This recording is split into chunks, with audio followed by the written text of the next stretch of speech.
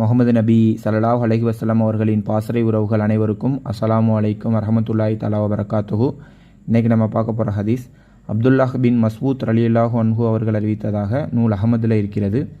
அல்லாஹ்வின் தூதர் நபி ஸல்லல்லாஹு அலைஹி வஸல்லம் அவர்கள் கூறினார்கள், அடியார் ஒருவர் தடை செய்யப்பட்ட வழியில் பொருளீட்டி அதிலிருந்து அதை தமக்கு பின்னால் வாரிசுக்கு சொத்தாக விட்டு சென்றால் அது நரகத்திற்குரிய சாதனமாகவே அமையும்.